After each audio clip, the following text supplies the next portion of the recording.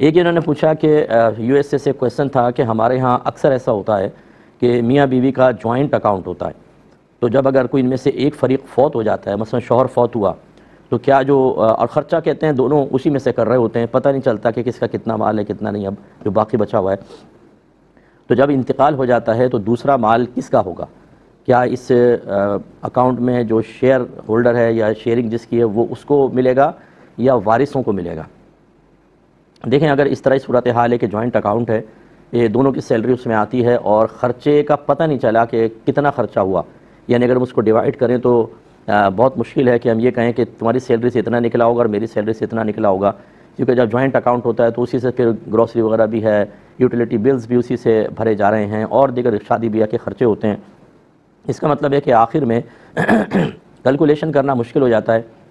کہ کس کا کتنا مال تھا۔ تو بہرحال لیکن یہ ضرور ہے کہ دوسرے کا مال اس میں ہے، اور دوسرے کا مال ہے تو وارثوں کا حق بھی ہے، تو اس میں بہتر یہ ہوتا ہے کہ غالب گمان کر کے آپ کر لیں کہ کتنا میرا ہوگا اور کتنا فریق ثانی جو فوت ہو گیا اس کا ہوگا، اندازہ کر لیں۔ بعض اوقات ایسا ہوتا ہے کہ ایک کی سیلری کافی زیادہ ہوتی ہے، دوسرے کی کم ہے، اور جوائنٹ اکاؤنٹ ہے تو لازم بات ہے اخراجات ہو رہے ہیں تو اسی حوالے سے ان کے کتنے خرچے ہوں گے اور ہمارے مال میں سے کتنا خرچ ہوا ہوگا۔ اور چلیے میں اس کو کمپلیٹ کرتا ہوں لیکن ایک مختصر سے بریک کے بعد۔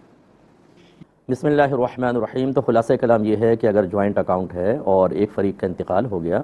تو اگر سیلریز وغیرہ کے حوالے سے کچھ حساب کتاب ہو سکتا ہے کہ کیونکہ اس کا ریکارڈ تو ہوتا ہے کہ سیلری آپ کی کسی بھی کمپنی سے ڈائریکٹ اگر اکاؤنٹ میں آ رہی ہے تو اس کا سالانہ آڈٹ وغیرہ ہوتا ہی ہے، تو آپ کو پتہ چل سکتا ہے کہ ایک سال میں یا 2 سال میں یا 10 سال میں ان کا کتنا اماؤنٹ تھا اور میرا کتنا اماؤنٹ تھا، اور اخراجات کا ایک لم سم اندازہ کر لیا جائے کہ اتنا ہمارا جیسے ماہانہ خرچہ ہوتا ہے، یوٹیلیٹی بلز ہوتے ہیں اور گھر میں آپ کھانے پینے کی چیزیں لے کر آتے ہیں، وہ اس میں سے مائنس کرنے کے بعد پھر جو باقی بچے وہ تنخواہ کے ریشو کے اعتبار سے اس کو پھر تقسیم کر لیں۔ مثلا دونوں کی تنخواہ بالکل برابر ہے تو گویا کہ آدھا پھر آپ کا ہے آدھا ان کا ہے، اگر 60-40 کا ریشو ہے تو 60% مال آپ کا اور 40% جو ہے اس میں وارثوں کا حق ہوگا۔ اس طرح حساب کتاب کیا جائے۔